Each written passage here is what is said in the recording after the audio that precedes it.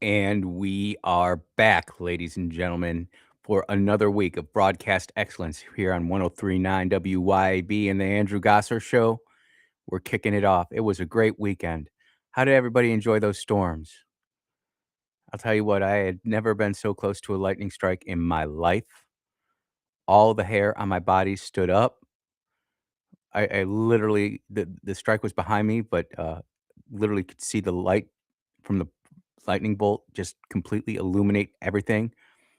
The boom was incredible. My poor puppy Phoebe, she wedged herself. I mean, Phoebe is a 105-pound Great Pyrenees, big girl. We call her Fatty because she is. And she wedged herself in between two trees and she wasn't coming out. She was just like, Dad, I'm done. Sheep are on their own. It's all right. We had Delilah and Ghosty there with her too, so the sheep were okay. But it can't say it was okay for my neighbors across the street. A tree fell over and or otherwise completely exploded, and the major limbs missed their house by less than 10 feet, missed their car by less than 10 feet. I mean, it fell just in the perfect spot. And apparently, we've got some more weather coming in. So I hope everybody is not afraid. Don't have any fear. Just be prepared. And we talked about this during the floods last year. If you don't have a weather radio, you might be missing out on something there. You definitely want to do that, especially with the storms that are coming through. Not so much today or tomorrow, but Wednesday is looking kind of spicy. Look, we are streaming on Rumble. We are streaming on X. We are streaming on YouTube. And we are streaming at the mothership that is WYAB.com. So if you can't pick up our 50,000 watt blowtorch, that is WYAB 1039, hit us up on the stream. Like, share, subscribe, like Clade said. We appreciate it. We're always trying to build the WYAB audience and family. That's just one way that you can help us out. If you want to be on the show today, the number is 601 879 0002. The text line is open, already coming in, lots and lots of stuff. 601 879 5060. The mission here, despite the weather, is standard. We are here to equip the saints. Who are the saints? Y'all are the saints. And this came from a sermon that I got yesterday. The fear of man brings a snare, but one who trusts in the Lord will be protected. And right now, you see gas prices, food prices, you see everything. Everybody's operating from a sense of fear, a sense of anxiety. It is sweeping the nation. It is sweeping your family. It is sweeping your friend circles. Everybody's nervous. Do you see what happened on CNN today? Did you see what happened in Israel today? Did you see what happened in Iran today? Ladies and gentlemen, I'm just here to tell you, I am not operating in fear. And perhaps it's almost a little bit dangerous not to have fear, but I can truly say I don't have any fear. I I am not operating in any of this propaganda, manufactured crisis that is being pumped into our kids, pumped into our citizenry, whether you have earbuds on, headphones on, TVs on, radios on, video games on. I mean, if you think about it, the news cycle has infiltrated every form of media that we have out there, except for one: books. You sit there and open up a book like I did over the weekend. There was no drama.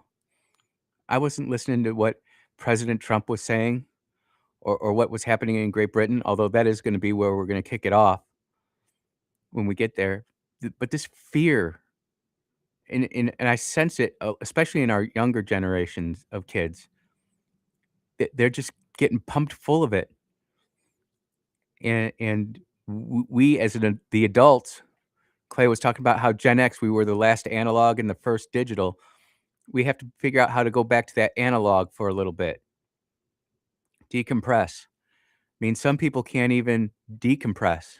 They they feel lost. It's more addictive than Percocet or Coke or fentanyl. They got to have their phone in their hand. They got to be sitting there. I'm just be truthful with you. I can hold my phone, but you don't see me texting too much. It takes too long. My speed texting days are over. I'll sit there, and if I give you, like, a thumbs up or a heart emoji, that's a good day for you. You know I got your message. unless it's in the app that I'm using for the text line. It still won't allow me to do that, but I do read them. But there's really only one place to start, and we can talk about, you know, what Americans think of of what's going on in Iran. But whoo, excuse me. Wow, my goodness, couldn't even hit the dump button for that sneeze. I apologize. What is Great Britain doing? Because Great Britain is falling apart. We've asked them for help. And this is, I guess they have something called the breakfast over there in Great Britain. That's what they call their morning show, Great Britain Breakfast. And I want to listen to a little bit of this. We're just going to jip a little bit of this.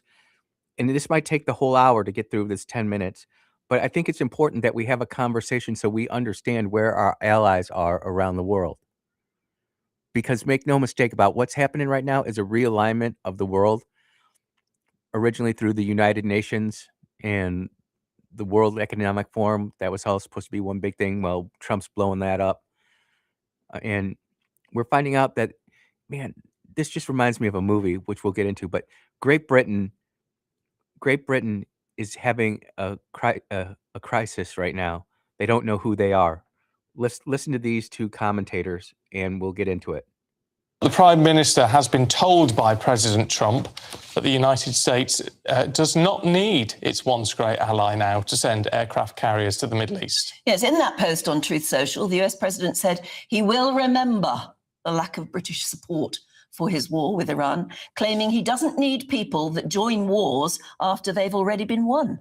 Well, also, adding to the woes for number 10, Tony Blair has now criticised Keir Starmer, saying the UK should have supported America from the very start.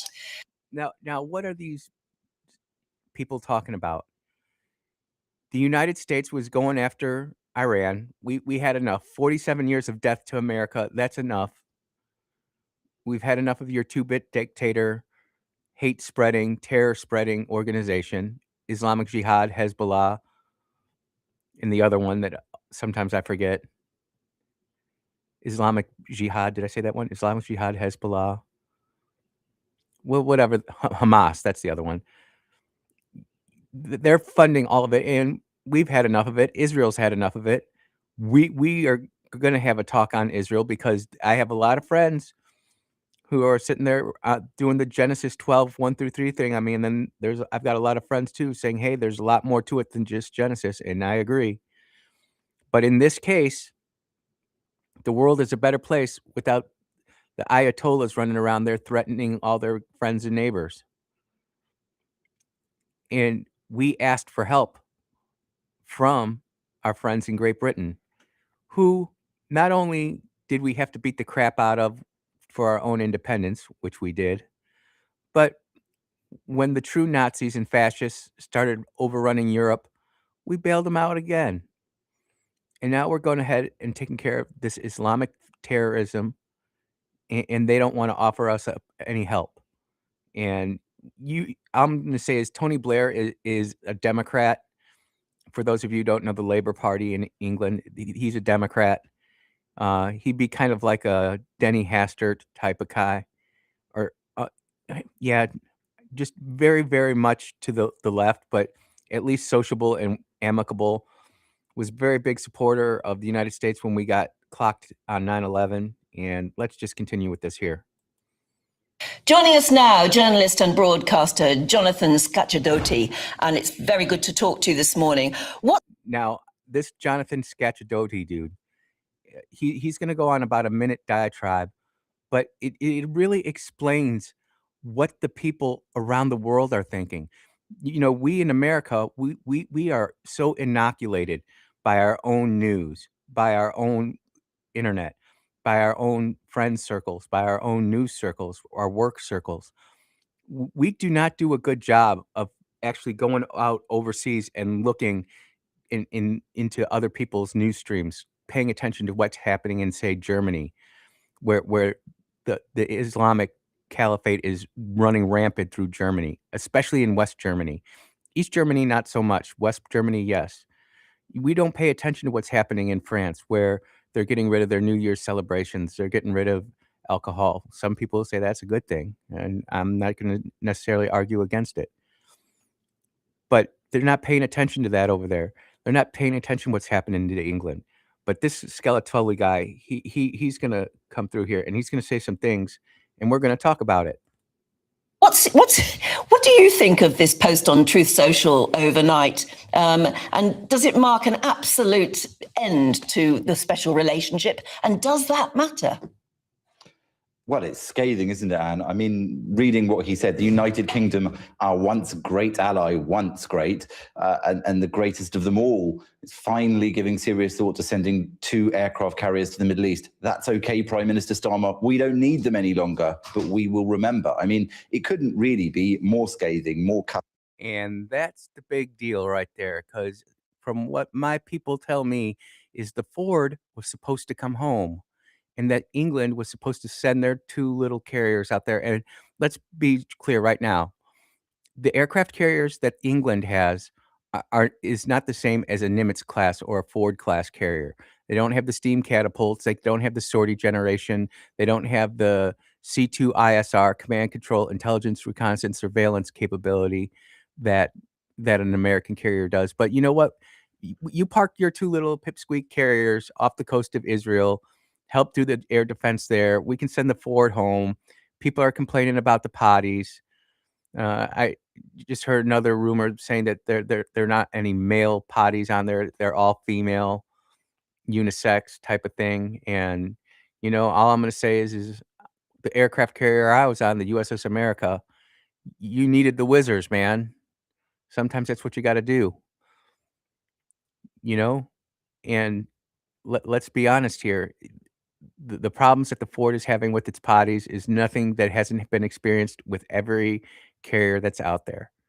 I will continue to say this. I will continue to spout this off because there are a lot of people here who sea lawyers who've never had a day of sea on a carrier. And maybe you were on the good ship carrier that just ran smoothly and perfectly every time. I don't know. But you know what? England dragged its feet, didn't want to get involved in the war. It reminds me of a experiment that I had back in the 7th grade with Mr. Hettinger, and Katie Knapp and I were the only ones who we decided we were gonna remain neutral during the whole war, and we ended up being the lowest ranking country out of them all. Even the people who lost the initial war ended up being higher than us, and it's a lesson that is, at 53, learning right now, still going. Let's go, Mr. Skopetsky. Cutting if he wanted it to. And it's not the first time. There were those comments he made the other day where he said this was no Churchill sitting in front of a bust of Churchill in the Oval Office. Donald Trump's being very, very clear here what he thinks about Keir Starmer, what he thinks about this government, really what he thinks about Great Britain as it is at the moment. And that's really quite damaging, I think, for that special relationship. But many people watching this say it's deserved. It seems even Tony Blair thinks that Keir Starmer has acted incorrectly in terms of this. And it's a very difficult situation for Starmer. People are saying that the English military has been gutted and completely fallen apart. Its air force is horrible. Its army is horrible. But let's just get something straight right now. And every military man who has gone and tried to walk down a certain line understand that the British SAS and the British SBS, that's where it all began. And they should not be; those 2 units should not be taken lightly or for granted. And provided that they've got an airplane to get them around to where they need to go, I wouldn't even be surprised if America gave them some help out with some of their movements. We would be helping them out. But the truth of the matter is that Keir Starmer is bought and paid for by whatever is above Trump, ever is above the World Economic Forum, whatever is above the United Nations. He is a pawn. And when we get back, we're going to talk about how this guy, he's an international lawyer. We're going to hear about that too, and we're going to hear about how he has enabled the Muslim rape gangs to go around unpunished in England. You are listening to the Andrew Gosser Show on 103.9 WYAB. We will be right back.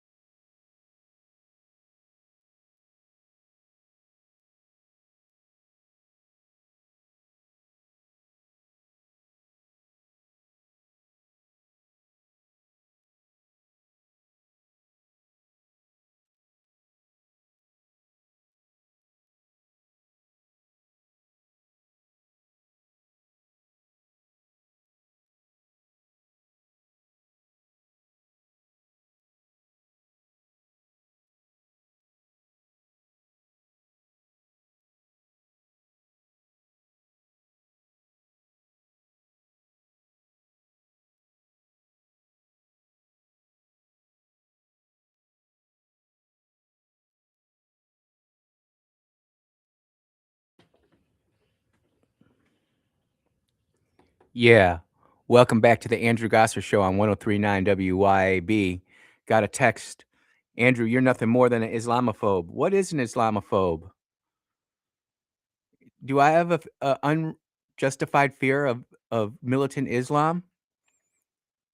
Didn't just yesterday two Muslims drove up from Pennsylvania into New York and tried to throw some bombs into a crowd of people protesting Islam in New York? We never used to have the call to prayer in New York. We do now. I'm not Islamophobic. I'm just not afraid to say the truth, which is again what kind of today's scripture is. Those who fear man, they'll sit there and try to just blend in and be all happy. They don't want conflict. But when you have fear of God, you don't worry about that kind of stuff, which is why I say the things I do, which is why I'm going to say the thing that I got here from Miss Gwen. Muslims living with Hindus. There's a problem there. Muslims don't like living with Hindus.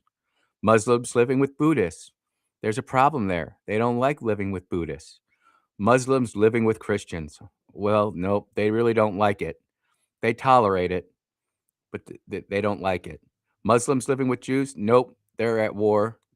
You just have to look at the Palestinian movement, Iran, Hezbollah, Hamas, Islamic Jihad. Nope. Do Muslims like living with Sikhs? I said that wrong. Sikhs. Didn't mean to. Mispronunciation. Nope, they don't like that. Do they like living with the Shintos? Shinto's the Japanese culture. Nope, don't like that. Do Muslims like living with atheists? Nope. They're told to enslave them too. Muslims living with other Muslims. That's where the big problem is. Shia versus Sunni, Iran versus Iraq. Man, that's been going on forever. That's a bigger war than the Catholics versus the Protestants. This led to things like this. Muslims are not happy in Gaza. Nope. Well, they're not happy in Egypt. Nope. They're not happy in Libya. Nope. They're not happy in Morocco. Nope. Muslims not happy in Iran. You can see that. They go out there and protest that we're getting rid of the mullahs. And the IRGC goes out and slaughters somewhere between 30 and 50,000 Iranians. And we're just supposed to ignore that. Muslims are not happy in Iraq. Nope. We tried to give them independent freedom there. Nothing happened. Muslims are not happy in Yemen. Nope. You got the Houthis out there raining hell on everybody. Muslims are not happy in Afghanistan or Pakistan. Yep, we learned our lesson there, didn't we?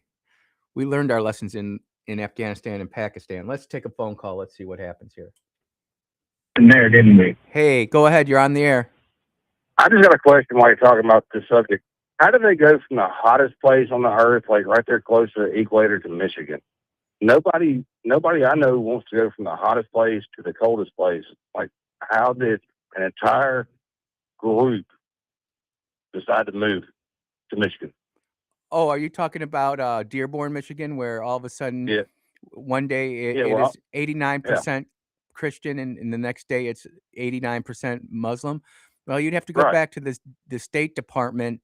I would say back in Obama. I think this started back with Obama, where that switch happened. I have to be truthful with you, Rick. I am not well versed on the immigration statistics of Dearborn, Michigan. I do know that they are. It kind of goes back to what you were saying, though. Where are they happy here? Are they happy? They're not happy anywhere. They're just not happy people.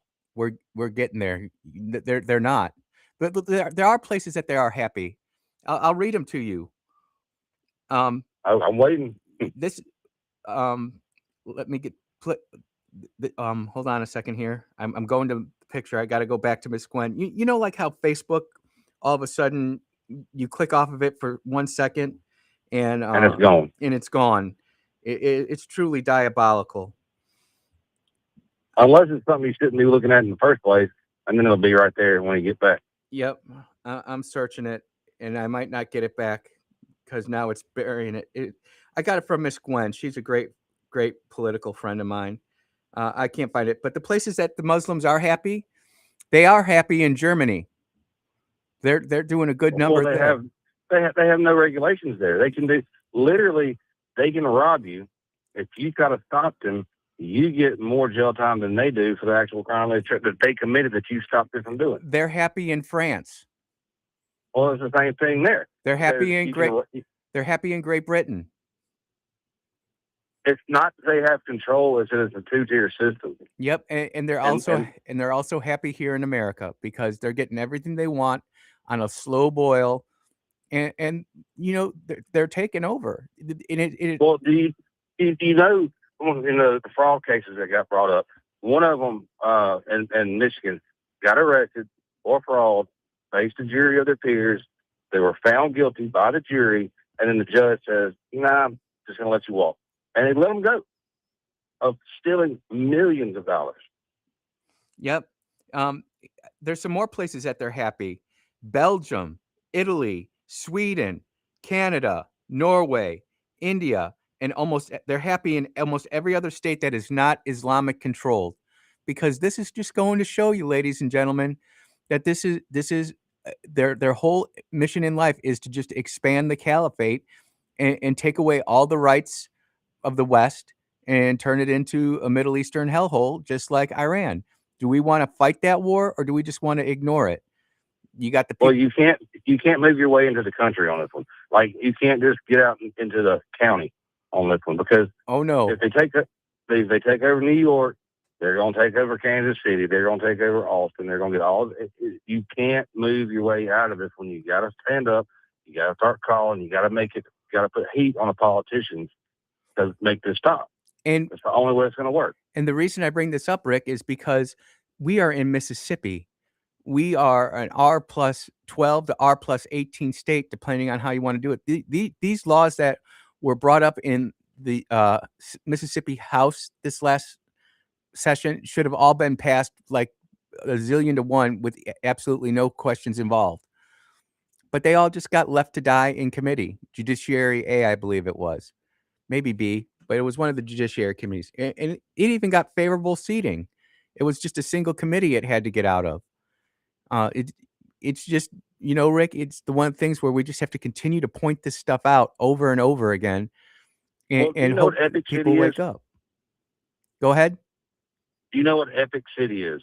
Oh, I've heard of Epic City in Texas. Go ahead. Explain it. Basically, I forget what the acronym is Islamic community is what it stands for. Basically, if you're not a Muslim, you're not welcome. You can't build there. You can't live there. It's huge. They have like their own everything. It's many thousands of homes. Yep. If you don't think that can't come to Mississippi, they buy up a 1,000-acre farm in the Delta, and you say, how does it affect me? Well, it does, because they vote in a block. I don't mean this as a mean thing. It's just reality. Yep. They get told how to vote, and they vote as a block, and their block is more consistent than you and your neighbor. So they get to put in the politicians they want. They can take over an entire district. That district then can bring about whatever laws they want to bring about. They can change whatever rules they want to change, and there's nothing you can do about it. So you got to stop it before think of it like kudzu. It grows a foot a day. And if you don't cut it off at the very get-go, it will take over and choke out everything else. Rick, can I tell you something about kudzu, though? Because I know you're a sheep man. Oh, yeah. The best antidote. If you've got kudzu, please give me a call on my text line. I'll bring out my sheep. Your kudzu problem will be gone in a week. The farm we bought was covered in kudzu, and the sheep love it. But you're absolutely right. You're going to have to go, if you don't have sheep or goat, that kudzu is going to take over everything, and you're not going to be able to grow anything. You're not going to be able to do anything. And it's a great metaphor to say that you got to be proactive about stuff. Can't just let this stuff go on and on and on. Absolutely. It's going to affect you whether you want to go ahead and be proactive and have effects today, or you want to wait 10 years and let your kids fight it. The fight's going to happen. It's just a matter of, do you want to fight it, or do you want your kids to fight it?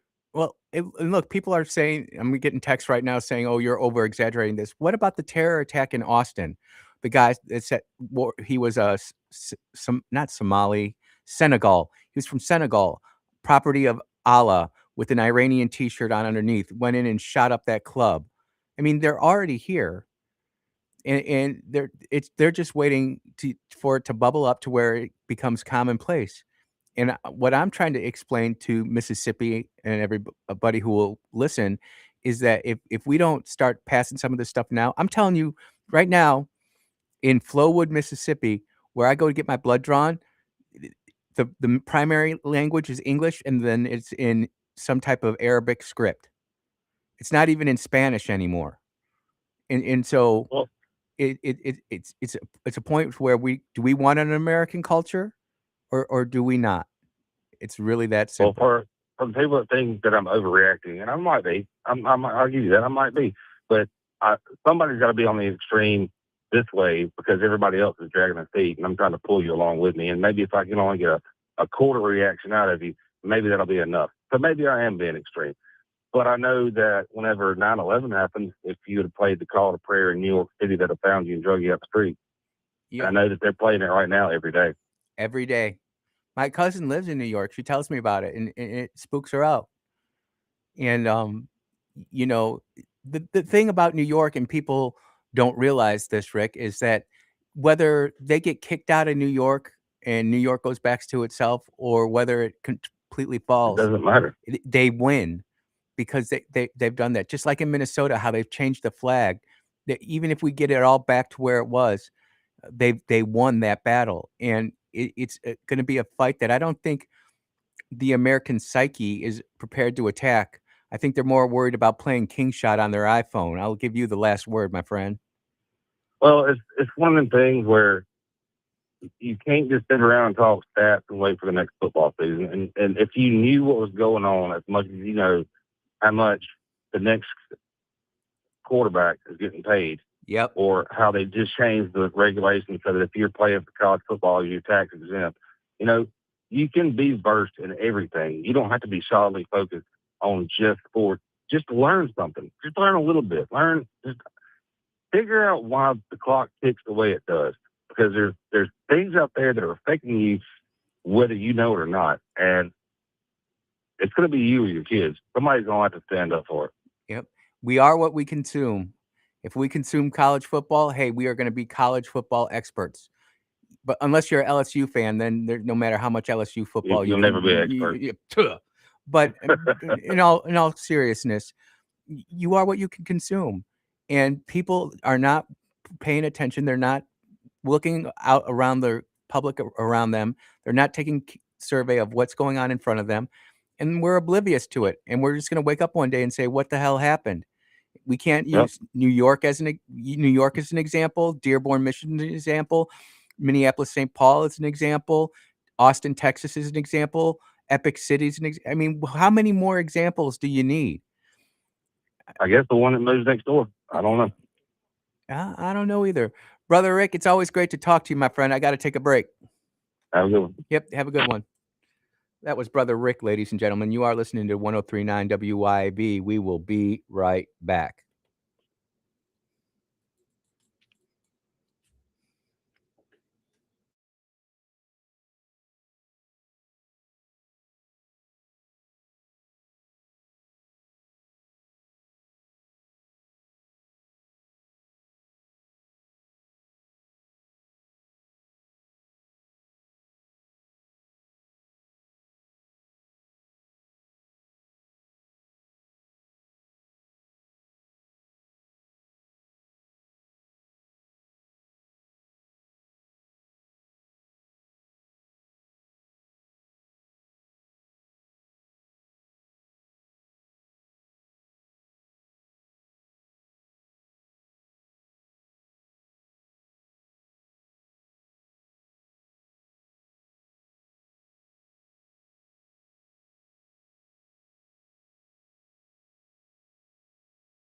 Meet EM Sense, a breakthrough in foot therapy that wraps around your foot and ankle like a therapeutic. The special relationship is dead, isn't it? Keir Starmer and his Labour government have completely killed it. From the very start of them getting into power, we knew there would be. Peter, welcome back to the show. Such a pleasure to have you back here. Thank you. That Truth Social post last night was very, very damning by the President of the United States. And we've seen this build up over the course of the last week. It certainly feels that way. To sit on the fence, view twice. Tony Blair, former Prime Minister, the most successful Labour common sense thing to do. And he wasn't taking a direct jab. Because the region is still A direct jab at Keir Starmer, but it was an indirect, election after election after election. Tony Blair pretty much.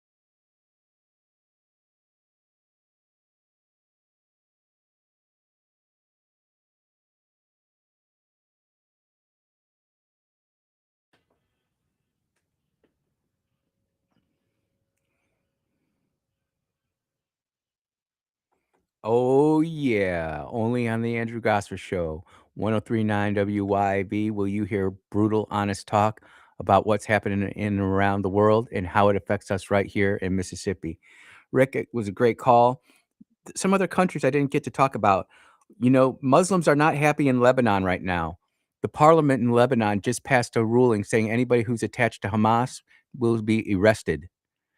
They won't even be expelled from the country. They're to be arrested.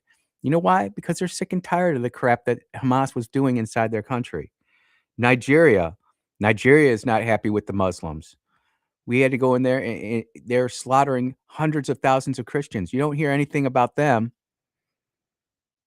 You don't hear not a peep from CNN or MSNBC. BS always. Not a peep from communist brainwashing services. You know, we haven't forgot about CBS.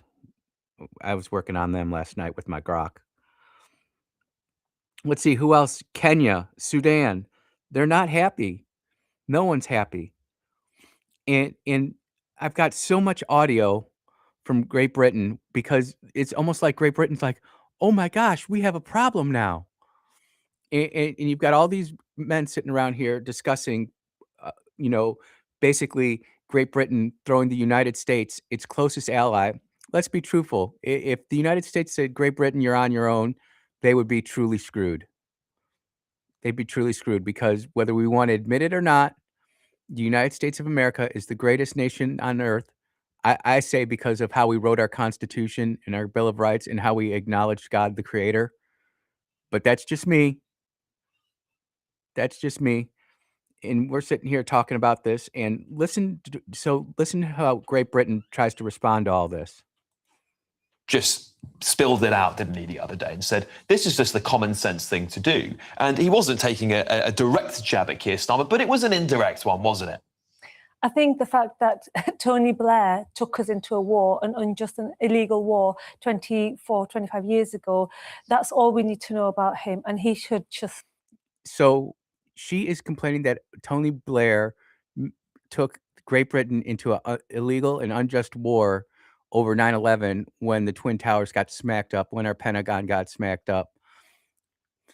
You know, she's complaining about this. This is Miss Alicia Ali Khan, a former Labour advisor. So she's kind of like a former member of Parliament, Alicia Ali Khan.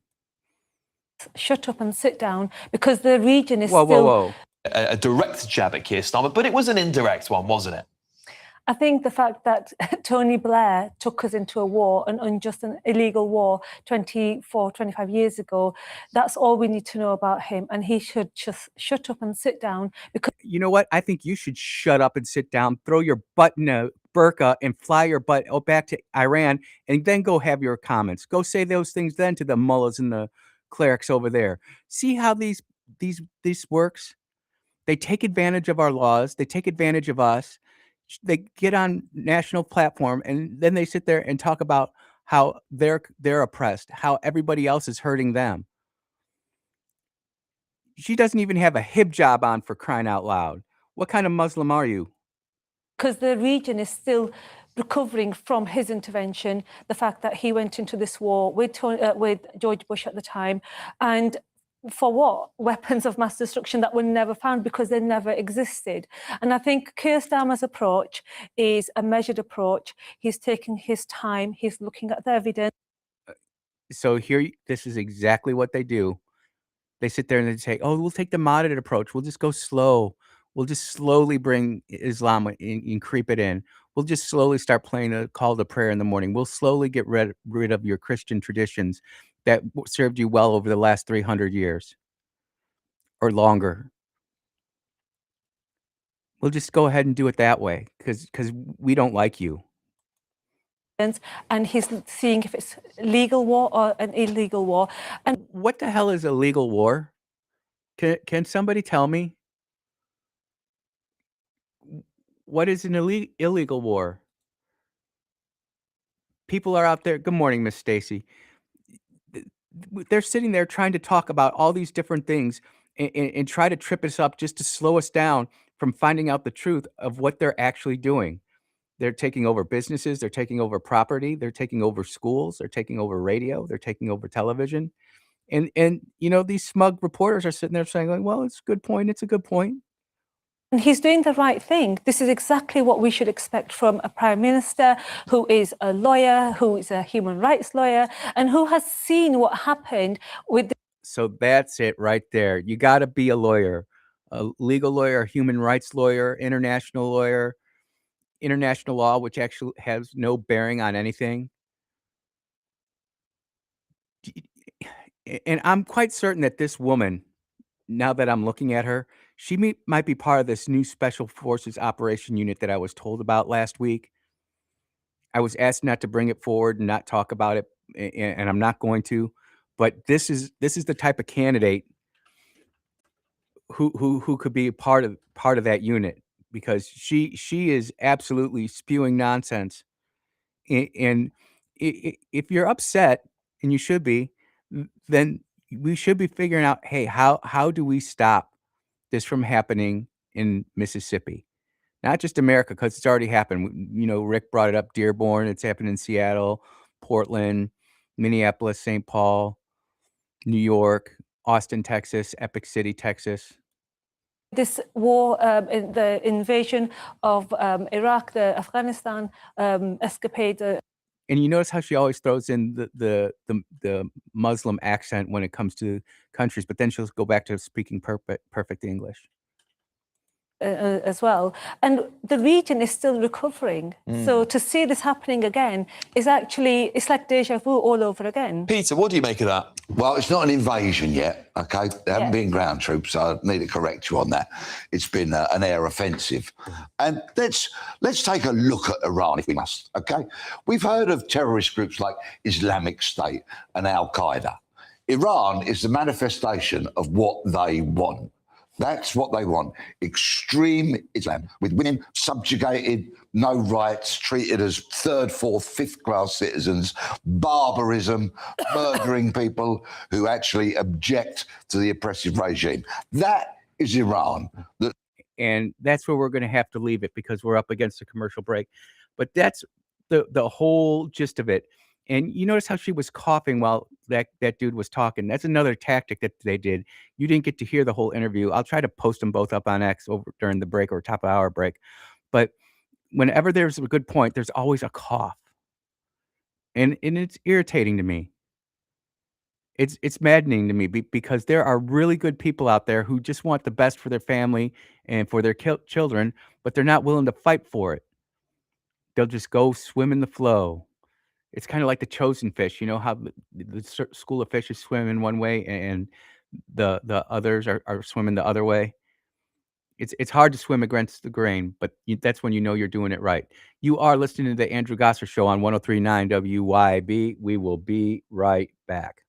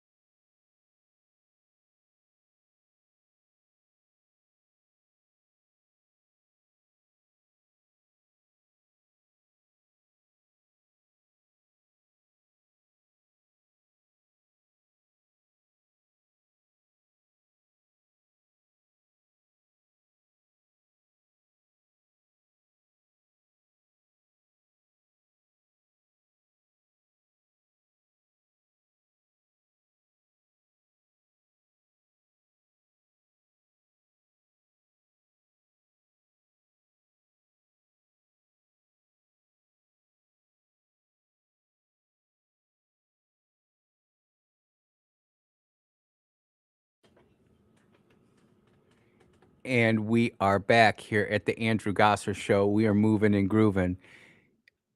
This is coming from Ground News. Explosives thrown near New York City mayor's residence investigated as an ISIS-related terrorist attack. On Saturday, improvised explosive devices were hurled at an anti-Islam demonstration. Oh, so now we're protesting Islam because we don't want the crap. And so now it's okay to throw improvised explosive devices in their direction. And authorities are investigating it as an ISIS-inspired with 2 suspects in custody. Investigators say Imar Balat and Ibrahim Kayumi traveled from Pennsylvania to bring violence referencing ISIS material, authorities said. So, you know, people have been telling you the sleeper cells are here. And a lot of us, especially if you look at YouTube military, there's some really wise people out there who did a lot more clanging and banging than I ever did. And they have very strong opinions. And, you know, I'm not saying that you need to follow them or trust everything they say, but definitely consume something outside of what you've been brainwashed to think. Go consume something that you're outside brainwashed to think, because I'm telling you this, ladies and gentlemen, what's coming, it's going to be violent.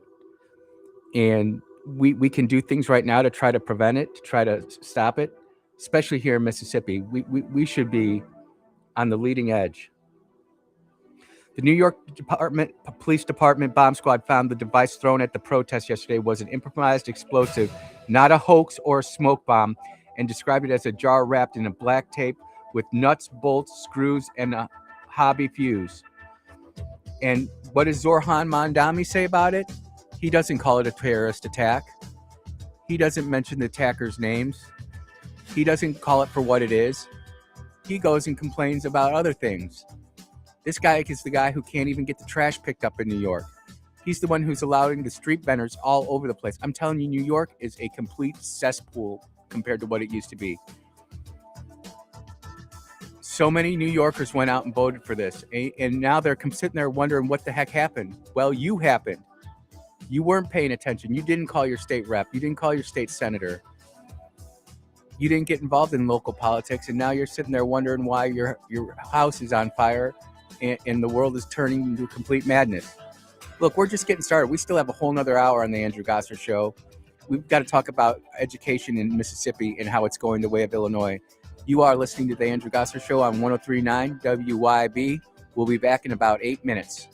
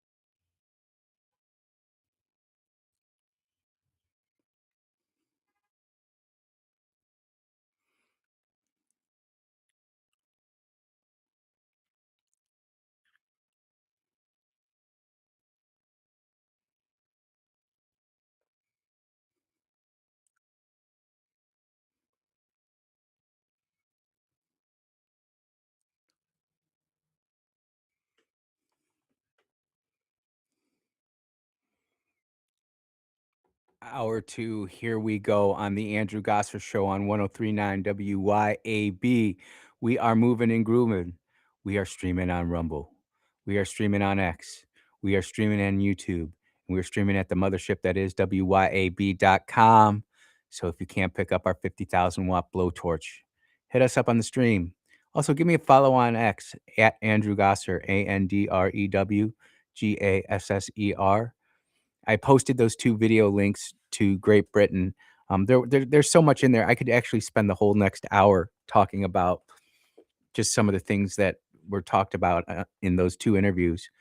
But I think the point is clear, is that Great Britain is no longer our friend, and they're more interested in their own way of life, which is admirable, but they're destroying themselves, just the way it is. Look, the mission in Great Britain might change, but the mission here at the Andrew Gosser Show has not changed. We are here to equip the saints. Who are the saints? You all are the saints. And let's just get right out there. The fear of man brings a snare. When you're afraid of something that you say is going to tick off your neighbor or put you in the outs with some clique, some crowd, then you have the fear of man. But one who trusts in the Lord will be protected. And you know what? I'm not worried about ticking off my fellow man. I'm not going to sit there and try to decide a fight, but I'm not going to sit there and hide the truth from him either. That's why a gentle answer turns away wrath, but a harsh word incites anger. Sometimes you got to say the truth. Sometimes it might cause somebody to get a little bit angry. That's okay. Look, if you want to be part of the program today, the number 601-879-0002. The text line is open, 601-879-5060. And on this program, absolutely love Magnolia Tribune. I quote it all the time. But one of the things I'm trying to do now is trying to take more news off of social media platforms, including the one that begins with the F.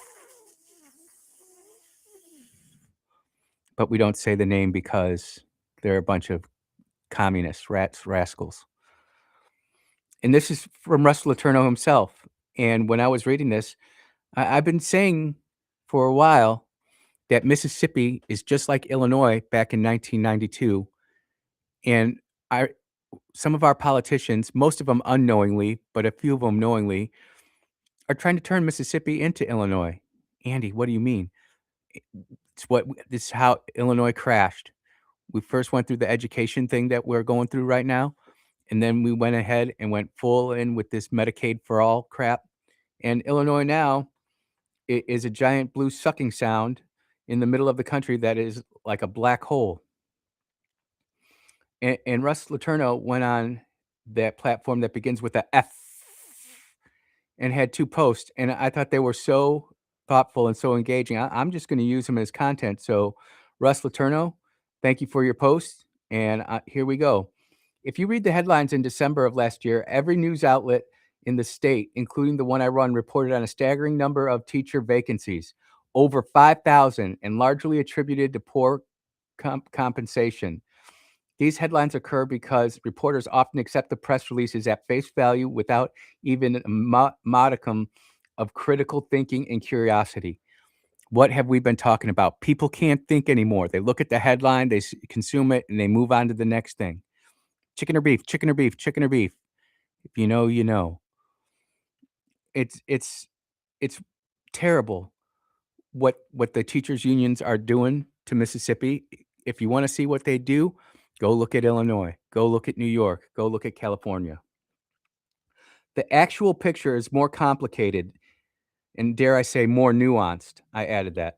There are more teachers in our system teaching far fewer students than just 10 years ago.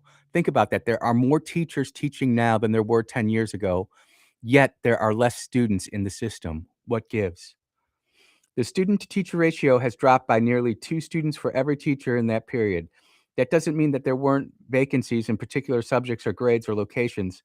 It does mean vacancies is a moving target dictated by how many jobs administrators say they need, not by constructive realities.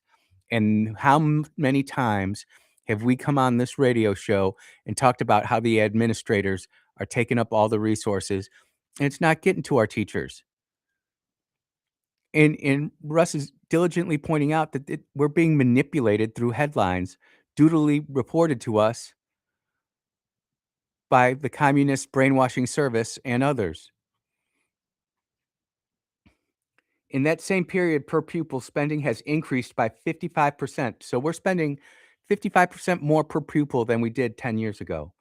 And the average teacher salary is up 27%. Under current law, teachers receive an automatic annual pay increase with larger bumps every 5th year. That's not to say they don't deserve higher starting point, and that's market competitiveness. But it's to say that the legislature has been responsive to compensation demands, including with the largest teacher pay raise in state history just a few years ago. And isn't that how it always is? It's 1 year you get the biggest pay raise ever, and then the next year you're right back at it again. Oh, we don't have enough money. We don't have enough money. And this is how your budget will balloon and turn into an 80% teacher budget in the Mississippi, but in the state of Mississippi. It will. It'll blow up. Go look at Illinois, the retirement system that this is building. See, you don't look at it as a retirement system right now. You're just looking at active duty, active teachers. If you are questioning my math, this is the Mississippi Department of Education's own reported annual statistics over the last 10 years. For the 2014 to 2015 school year, MDE reported, and MDE again stands for Mississippi Department of Education, reported 32,230 classroom teachers for 490,225 students across the state's K through 12 system. That's an average of 15.2 students per teacher. The average pupil spending was $9,394, and the average teacher's salary was $43,000. That's a pretty good salary, $43,000 in Mississippi. You can do a lot with that. For the 2024-2025 school year, MDE reported 32,540 teachers, 310 more, for 431,931 students across the state's K through 12 system. That is a 12% drop. I would have really liked to know the number of drop, but I'm not going to try to do math in public. That's an average of 13.3 students per teacher. The average pupil spending is gone from $9,394 to $14,450 or $14,530, and the average teacher salary was up to $54,975. So here you go. Everything that's coming out in the news media is saying that we've got this crisis, the Mississippi Miracle. We got to keep it going. And what's happening is we're paying our teachers more. We're having less and less students. I would venture to say that the problems where these students are having the most problem, or where we're having the most problem with education, is how these school systems that don't enforce rules, like Hinds County. I bet you that's where we have one of the biggest problems. But Russ Letourneau, no, he's not done with education. And I'm just curious how other people think about this because, I pay my taxes and I send my daughter to a private school because I don't want her going to the public school system. Nope, don't want anything to do with it. Russ is just completely blowing this whole education union stuff out of the water. Now let's look at how the average teacher compensation package compares to the average Mississippi worker with a bachelor's degree. Mississippi Department of Education, the average is $54,975 with a factor of 18.4% state contribution to PERS. So whatever that is, whatever their salary is, 18.4% is actually also going into PERS. The annual compensation goes up to $65,090 because they're putting money into PERS every year. 18.4%. So they're getting $11,000 into their PERS system, or like a 401k or a stock or whatever. But it's going to be guaranteed by the state of Mississippi for perpetuity. For people in the system pre-2011, they started teaching at age 22. They can retire and begin collecting at age 47. For people in the system post-2011, under the same conditions, 52. When you factor in the state covering 100% of the base level health insurance for the employee, $513 a month, and the total compensation package goes up to $71,246 a year. Wait, CBS is telling you that it's $54,975, but with compensation, $71,000. Who wouldn't want that deal? The average salary for someone with a bachelor's degree in Mississippi is $50,820, with a little over $4,000 under the average salary of a Mississippi teacher. So even with a bachelor's degree, you're not making as much as a teacher. A lot of employers offer a 3 to 5% 401k match. Let's assume the high end total would be compensation up to $53,316. The earliest standard eligibility to withdraw that 401k is 59 and a half years old. On average, employers, 50 plus employers, offer partial coverage for employee health insurance premiums. And employees, and we all know this, we all pay for our own health insurance if we're self-employed or if we've got to do that. Sure, there's a small match out there, but nothing like what the teachers are getting. I mean, it's all laid out right here. I hope Russ puts this in an article too. We'll cover it again. Only 30% of small employers cover health insurance premium costs. So this is a harder to run a straight calculation on, but private employees pay more for their own health insurance on average, with one exception for family coverage for those employed by large employers. But, not everybody's working at Sanderson's farm. But when you add in what one of these other employees contributes for themselves, plus their family coverage, it works out pretty much in line what public employee contributes for their family coverage. Mississippi has a 180-day school calendar during the school year. Most districts have 4 weeks of vacation, 1 fall week, 2 weeks for Christmas vacation, and 1 week for spring break, which we're all on right now. Holla, holla, holla. Blake will be here Wednesday, by the way. He's on spring break. Hopefully he comes in a day or two more. Plus 2.2 to 2.5 months of summer vacation, plus extraneous days during the year, Martin Luther King Day, etc. Of course, good teachers use a lot of this time lesson planning and spending extracurricular time with students. The average private sector worker in Mississippi has 13 days of paid vacation per year.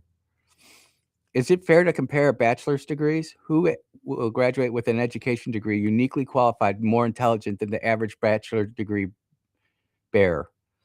So this is just Russ is just pointing out the utter hypocrisy on what's happening right now in the Mississippi State House and the State Senate over this education bill and teachers getting pay raises. People are all fired up, and people will not sit down and go to try to educate themselves on the whole issue of teacher salary. And what's funny is in the comments, there's a lot of teachers saying, yep, it's a great deal. It's a great deal. And then now some people are complaining, now do cops and firefighters.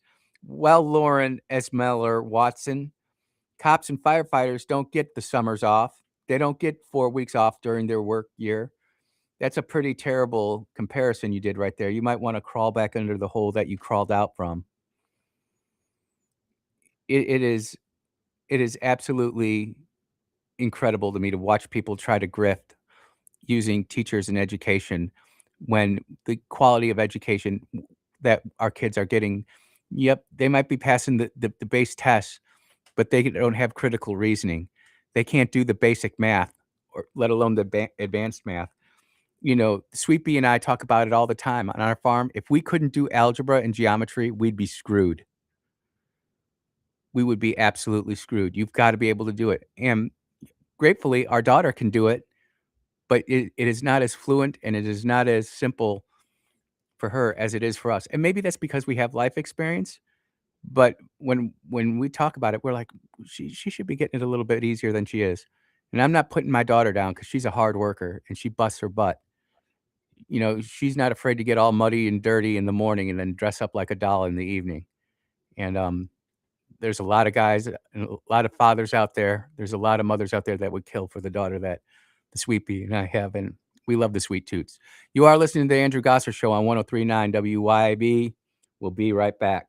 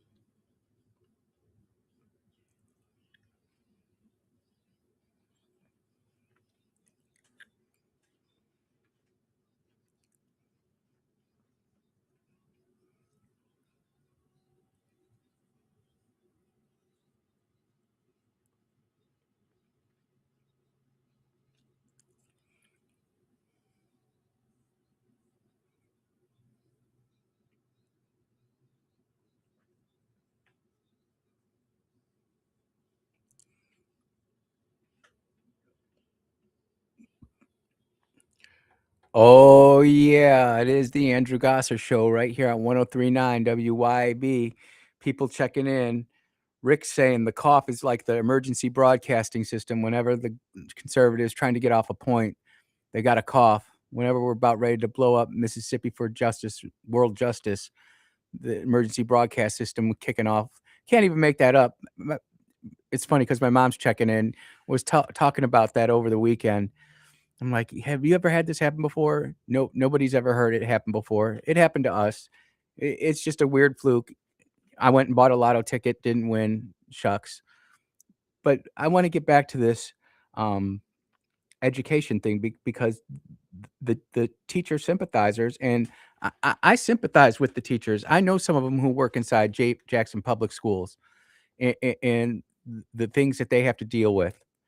Some of the kids that come in there who have no respect, no morals, no understanding, and we're supposed to treat them like we want to be treated, and then all they do is come back and cause problems in the classroom. Corey Michael says, here you go. Those aren't paid vacation for teachers. Mississippi teachers are only paid for the 187 days they work, and they're expected to work outside those paid hours and paid days. Well, if I go back to the story here, They're making roughly $54,975 a year. How many of us work full time for less than $54,000 a year? We'll call it $55,000. What's $25 between government friends?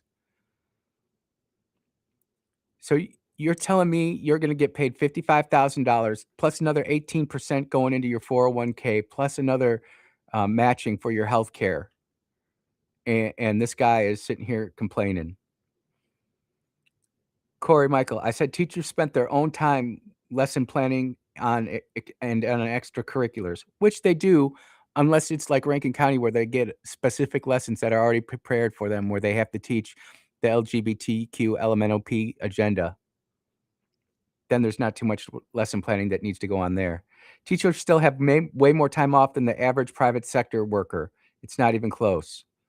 And there's this whole article on here, or this whole thread where people are arguing whether or not teachers have time off in the summer. I don't know what teachers do in the summer anymore.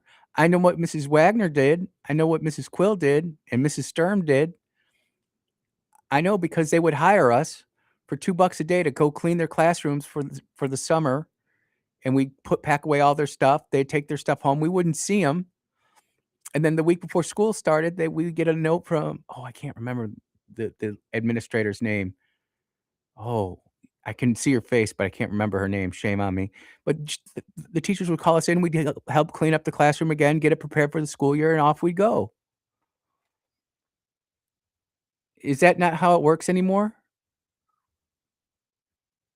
Are there CBTs that need to be done? Is there additional coursework that needs to be done for teachers? More certifications? It just seems to me this is a government circle jerk cash grab that just keeps making the rat race go faster and faster and faster until it finally breaks. And it's going to break in Chicago, Illinois. You're going to see it break there first. You know, some of those teachers there are making over $200,000 a year, administrators over $300,000 a year. And look at the quality of students they're putting out compared to the quality of students that Mississippi's putting out. I argue that the reason that Mississippi's having better students and better turnouts is not only that our teachers are better, but there's more parental involvement. And it doesn't matter where the parents are involved in. If their parents are involved, even in a Jackson public school, they might have a rough go during the school, but that mom and that dad are tearing into that kid, making sure that they're getting the schoolwork done. They're teaching math. I get in trouble for saying this on the radio, but if my kid ever had a math problem, Khan Academy, start at 1 + 1. You can get yourself to trigonometry in 5 months. And if you got like a 10-year-old who is computer savvy, you can get them there in 6-7 months. They can be at trig. Conventional learning has completely changed. Last night, I used AI to learn about thermodynamics because, again, we consume what we consume. So if I decide to consume Star Trek, I'm going to be a master at Star Trek, but what's that really going to pay me? But thermodynamics, when I have to debate it with some of these losers at NASA saying that the SpaceX Starship rocket doesn't have correct thermodynamics, well, I can talk about that. And I can also talk about where thermodynamics broke down on the space shuttle twice. And how the SpaceX design completely alleviates the problem that the space shuttle had. Space shuttle was a side rider. Starship is on top. Anything bad happens, it all happens underneath. Again, it's education.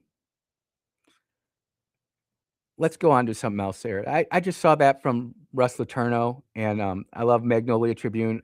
I don't always agree with Russ's takes on everything, but I don't know any two conservatives who do. And when we agree, and when we disagree, we'll talk about that too.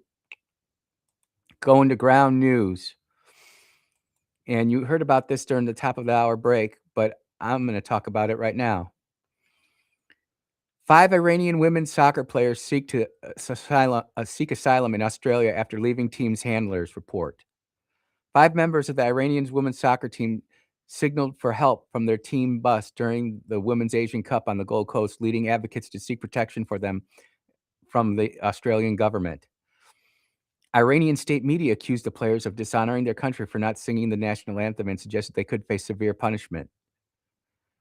So this just further proves the point that the Iranian government treats women like sandpaper, like crap. These women did something really bold during the Women's World Cup or the Gold Cup, Women's Asian Cup, whatever it was. Wasn't the World Cup. The World Cup's this summer. And they're wanting asylum. I mean, again, this is Australia. They're under the guise of Islam, so they didn't instantly give asylum. But here you have these brave women making a political stand to show you that people inside Iran want liberty, they want freedom. And this isn't like trying to educate the Iraqis who were silly, or the Pakistanis or the Afghanis. You know, Rob O'Neill tells a story where he gave an Afghani girl a bottle of water. She looked thirsty as heck. What did she do? She took the top off the bottle of water. She emptied out the water onto the ground and started crinkling it and playing with it like a toy. That's not what we're dealing with in Iran. These people are smart and educated. Go back and look at their history before the mullahs took over. They want their country back. They want liberty. They want freedom. These women took a stand on the world stage to let everybody know that what was happening in Iran wasn't good. And now that they want asylum, Iran is dragging, not coming out and saying anything. Well, that's all right, because you know who did have something to say about this? Where am I at here? Here we are. You know who did have something to say about it? Trump offers asylum to Iranian women's soccer team. This is coming from, of course, the Times of Israel, because they're the first ones to talk about it. And I look at this too. I'm looking at these women. Are they playing in shorts like Americans do? Someone go pull up the picture of the Iranian women's soccer team from the Gold Cup. They're in full body burqa with hijab. They're smiling. They look miserable. It's just terrible. I don't understand how the modern day feminazi, the American fifth wave or fourth wave feminism, whatever it is, can go ahead and support what's happening in Iran. You know what? I'm going to post this picture. Here, let me see if this works. Copy image. There we go. Go to X. I'm going to post this picture of these Iranian girls who are playing soccer for their country. Absolutely inconscionable to me. U.S. President Donald Trump urges Australia to grant asylum for the visiting Iranian women's soccer team after players refused to sing the national anthem. Australia is making a terrible humanitarian mistake by allowing the Iranian national soccer team to be forced back to Iran, where they will most likely be killed, Trump said in a post. Don't do it, Mr. Prime Minister. Give asylum. The U.S. will take them if you won't, adds Trump, referring to Australian Prime Minister Anthony Albanese. It's unconscionable to me. And again, the Australians are supposed to be like some of our closest allies militarily. I've worked with the Aussies, the Kiwis, and they are some great operators, some great pilots, but we're just dropping the ball here. Again, we're afraid. They're fear of man. They're not afraid of God. They're fear of what Iran will do to them. And don't forget, Australia gets where most of their oil from? Iran. You are listening to the Andrew Gosser Show on 103.9 WYAB. We will be right back.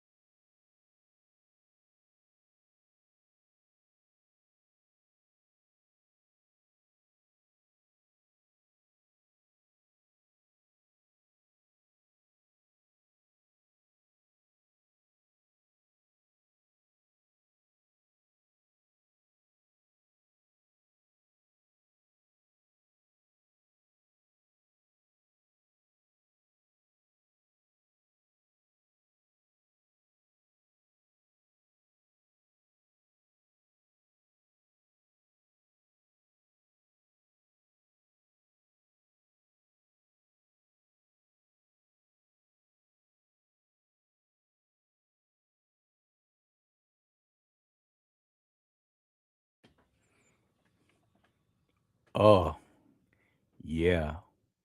It is the dulcet tones of the Andrew Gosser Show right here on 1039 WYAB. You know, today is the 9th of March. And you know what that means, it being the 9th of March. I mean, everybody knows what the 9th of March means. It means that tomorrow's the 10th of March. And that means it's election day, it's primary day. Let's be truthful, it is when we find out who our next congressman, who our next senator, who our next county board members, election commissioners, et cetera, school board member, et cetera, is going to be. Not school board, they're elected differently. I apologize. I misspoke there. But do you have your get out the vote plan? I've got mine. I've got my email set up. I've got my auto text thing to do that makes it easier for me to text. I used to hand jam probably 500 texts in a day to my friends. Hey, make sure you get out and vote. Make sure you get out and vote. There's a lot of discussion going on with the Senate race between Cindy Hyde-Smith and Miss Sarah Adlaka. If I mispronounce her name, I don't mean to. I'm not going to say who I'm going for in that race. It's kind of weird with the FCC rule that came down here. I know Cindy Hyde-Smith, ran into her a few times. I know good people who are supporting Cindy Hyde-Smith. I've never met Sarah, but I know that there are very good people who are supporting her. My point is that if you want to go out and have real change, you go out and you vote in these primaries. Andy, but I don't want to end up having someone to see I voted in the Republican primary in Hinds County. Hey, you want to know what? Are you afraid? Again, going back, are you afraid of man? Andy, it's not that simple. It doesn't work like that. Yes, it does. Yes, it does. I will be going out to vote tomorrow after I do the show. And I'm really big shout out to WYAB listener Don, who took the charge. I just couldn't be an election judge this year. I love doing it. I've done it before out in Terry. Many of you know me. But sometimes life throws you a curveball and hey, you just can't do it. Hopefully I get to do it in the fall or next cycle. We'll see. But if not, we recruited somebody else out there to do it. And it's going to be a great experience for you. And I know that the party appreciates it. I know that I appreciate it. And the people of Hinds County appreciate it. And if you don't have a plan to vote, well, you still have a day to figure it out. Whether you take a long lunch break. I remember as a boss, there were always people who said, we don't have time to go vote. We just don't. I'm like, well, normally we get off at 4:30. Today, we all get off at 3:30. And everybody will show up to their polling place and vote. Or if you don't want to vote, you can stay back and hang out. Andy, that's violating the rules. No, I'm making sure that people who want to vote can go vote. And the truth was, we were less than 10 minutes away from a polling place. And it was basically a free hour. But that's how passionately I feel about voting. And I think about all of the times I deployed overseas for America. And ultimately, what was I doing? I was fighting for people's liberty and freedom back here at home to get off their couches, get off their butts, their lazy boys, and get to the poll. I was fighting to make sure that people who were working their 9 to 5, their long hours, had an ability to go out and vote. And if you're an employer, I mean, you want to make sure that you're giving your employees that opportunity. And it is that vital that we do, because I promise you this, the people who want to see America fall, the people who want to see America change from what it was and what it is, that they will have their people out there to vote. And their greatest weapon is laziness and just a sense of indifference. Oh, my vote doesn't matter. I haven't voted since I became 18. I don't want jury duty. again, that's your fear. And God gave you an incredible blessing, whether you believe in God or not, of living in America, the greatest nation on earth to live. Not even debatable, by the way, because if we were some type of, oh, I almost cussed. If we were some type of hellhole like Somalia, people wouldn't be streaming in here to live. Yet all the Somalis want to come here. All the Afghanis want to come here. Syrians, Jordanians, the Iranians, surprisingly, they want to come here, but they can't wait to get back to their own country, as we've seen on our television screens. You notice how this central or the communist brainwashing service hasn't posted anymore on that? They're moving on to the next thing. They did their job. But there's a lot going on, and I was just sitting here checking the different news sources for stuff that was out there. Vote Tuesday. Mississippi voters will pick Democratic and Republican nominees for Congress. And they go through and they talk about, who's running, and they frame the candidates in the way that only the Mississippi Today can do, because after all, they are a Pulitzer Prize winning nonprofit news organization, which we all know is crazy. One other thing, next Friday, there will be no Founding Fathers Friday. We might do a Founding Fathers Thursday special edition, but with the UMMC cyber attacks,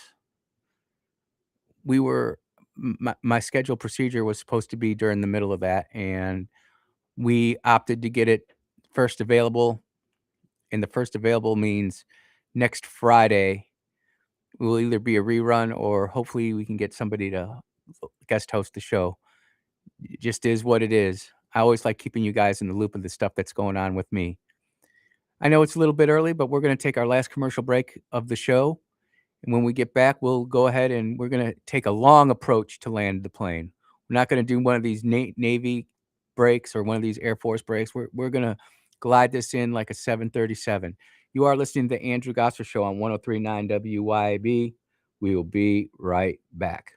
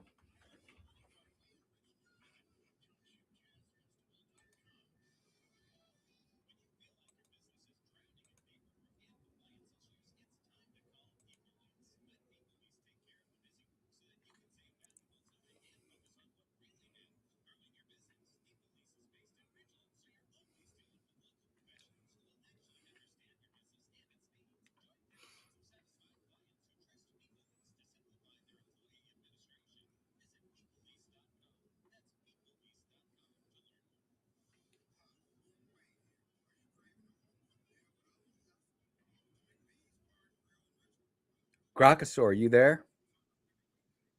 Hey, Grokosaur is on break. Name's Ara. What's up? Do you remember the conversation from last night? We were talking about Lynn Finch.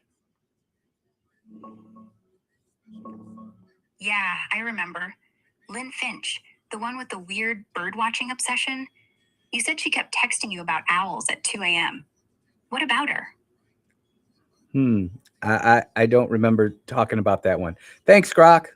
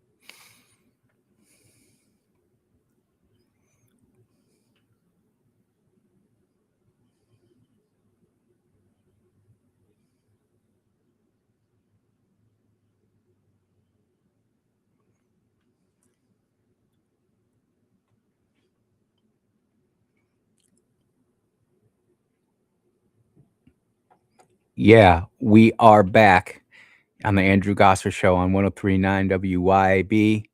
Couple of different stories here. Good old Kingfish. Love going to local news sources, places like Jackson Jambalaya, Magnolia Tribune, and others.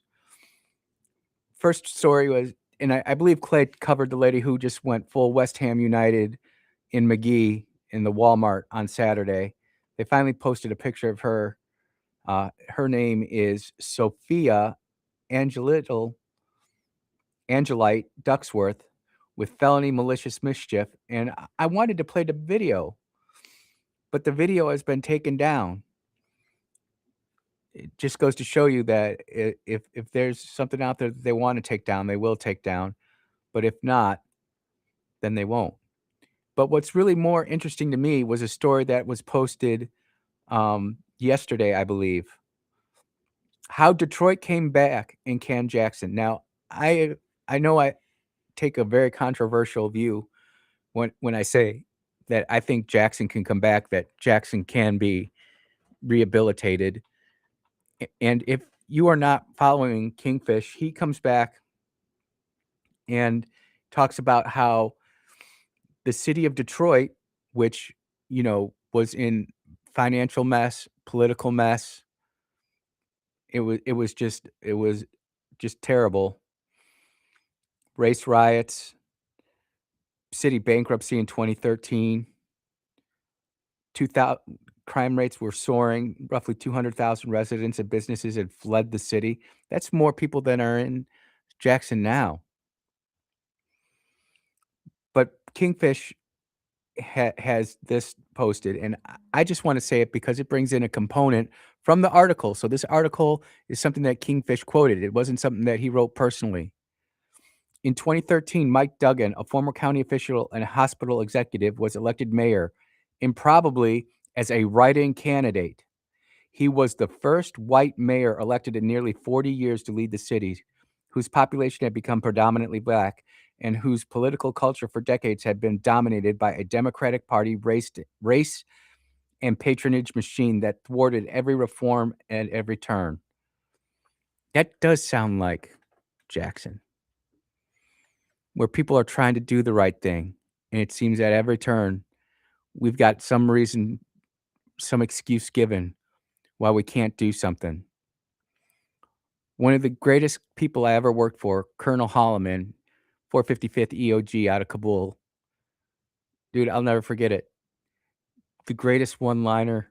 I mean, those of us who've been in the military a while, we've all heard great one-liners, and we're just like, man, that one's going on the Hall of Fame. That one's going in the trophy case. But he came out and said, don't give me, and I'm paraphrasing it here, and I won't say what the situation was, because don't give me the 83 ways we can't do it. Find me the one way we can. And that just sounds like what this dude in Detroit did.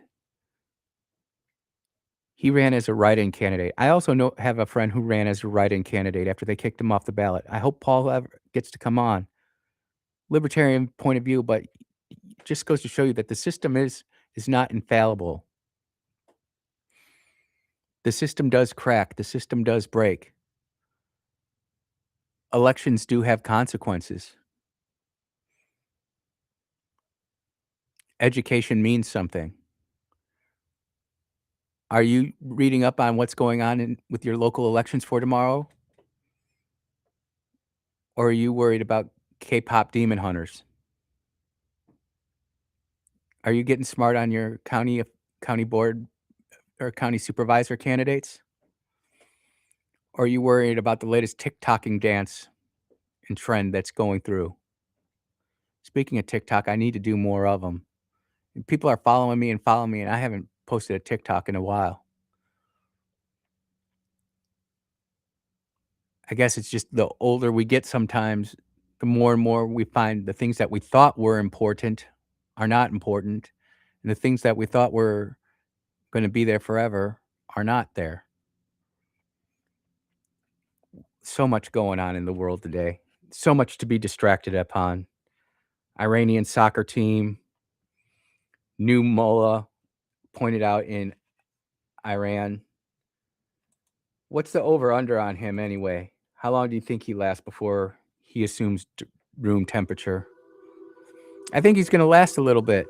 I give it at least 48 hours. I wouldn't be surprised if he's on the border somewhere or if he's even outside the country of Iran, just trying to sit it out and wait it out. But that's not what we do here at the Andrew Gosser Show. We take on the hard topics up front and center, not ashamed, not afraid. We are respectful, but when we got to say something, we got to say it. And we do. Lindsey Beckham's coming up next with the Lindsey Beckham Show, followed by our main man, the radio strongman, Mr. Kim Wade, on 103.9 WYAB starting at 4 o'clock. Until tomorrow, everybody, take care. Be blessed.